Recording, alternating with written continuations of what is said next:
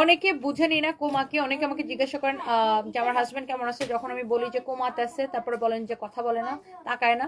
Coma মানে কি? Coma মানে সে মানে তার কোনো জ্ঞান নাই, কোনো নড়াচড়া নাই, নাথিং, জাস্ট নিঃশ্বাস চলতেছে, তার রক্ত চলাচল ঠিক আছে, এই কোমা মানে তার কোনো সেন্স নাই, একদম জ্ঞান নাই, একদম ঘুমের মতো। ওকে, কোমা, কোমাতে আছে সে, লাইফ সাপোর্টে কোমাতে আছে। ওকে, আর যারা বিভিন্ন ভুয়া নিউজ টিউজ করে, don't trust them, don't trust them. ভুয়া জিজ্ঞাসা করেন দেখা হইলে যে আপু আপনার হাজব্যান্ড কেমন আছে, হাজব্যান্ড কেমন আছে, ও ডেফিনেটলি আপনারা আমাকে ভালোবাসেন, তখন আমি বলি, অনেককে বলি যে আমার হাজব্যান্ড এরকম আগের মতোই আছে, কোমাতে আছে, তখন আবার জিজ্ঞাসা করেন যে কথা বলে না।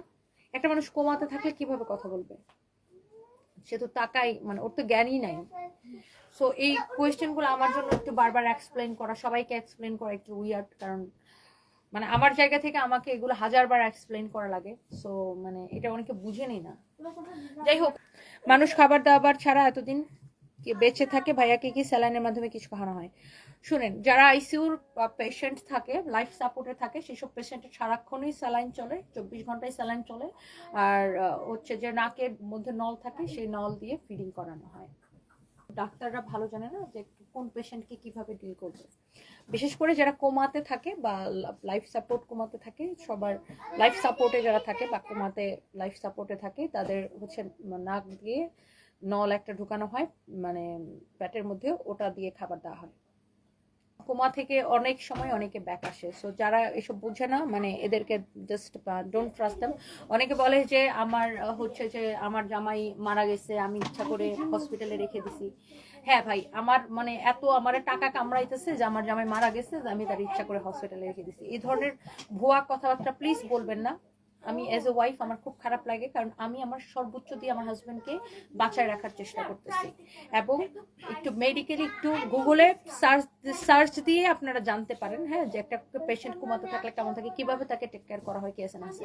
কারণ আমি আপনাদের মতো এত মানে কি বলবো, যারা এই ধরনের কথাগুলো বলেন, আমি আপনাদের মতো এত মানে শক্ত মনের অধিকারী না যে আমি আমার জামাইকে মেরে ফেলবো।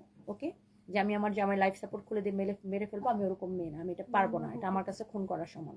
সো এই ধরনের উল্টাপাল্টা কথাবার্তা বলবেন না দয়া করে।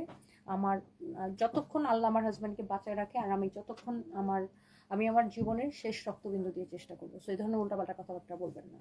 আর আমি বাংলাদেশের ওরকম কোনো মানে বিলোনিয়ার না, ওরকম রাঘব বোয়ালো না যে আমার জামাই মারা গেছে তারপর আমি তার ইচ্ছা করে হসপিটালে টাকা খরচ করে রেখে দিব। বারমুনঘাট হসপিটাল তো মানে মামার ঘরের মোয়া না যে বললাম আর হসপিটালে রেখে দিলাম। হ্যাঁ, এত ইটস নট ইজি ওখানে। হ্যাঁ, একটু বারমুনঘাট হসপিটাল সম্পর্কে একটু জানা নিয়েন আবল তাবল কথাগুলো বলার আগে। আর এই কথাগুলো শুনতে আমার খুবই খারাপ লাগে, বিকজ কোনো ওয়াইফই তার হাজব্যান্ডের মৃত্যুর কথা শুনতে চাইবে না, কোনো সন্তান তার বাবার মৃত্যুর কথা শুনতে চাইবে না।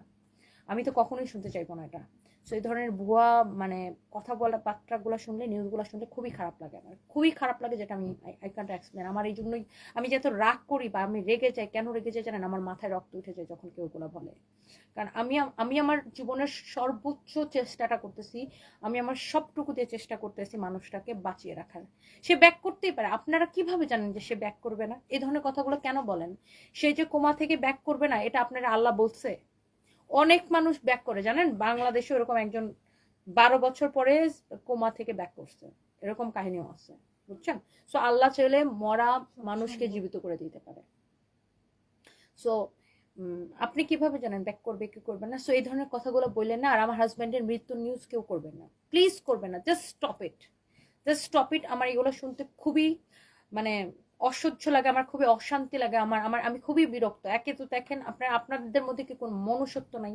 একে তো দেখেন আমার হাজব্যান্ডের এই অবস্থা, আমি ব্যাংকক বাংলাদেশ করি, আমার বাচ্চারা এখানে থাকে, বিজনেসের প্রেশার, সবকিছু আমাকে সামাল দিতে হয়, সবকিছু আমাকে ম্যানেজ করতে হয়, ইচ অ্যান্ড এভরিথিং। সো এমনিতেই আমি এত প্রেশারে থাকি, সবকিছু নিয়ে প্রেশারে থেকে আমার আমার mental condition I can't explain.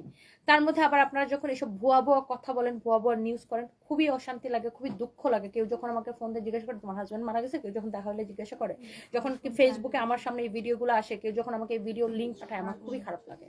Please এই কাজগুলো জাস্ট স্টপ করেন, জাস্ট স্টপ করেন। এমনিতেই খুব অশান্তিতে আছি, আর এইগুলা দিয়ে আরো অশান্তি দেন আপনারা আমাকে।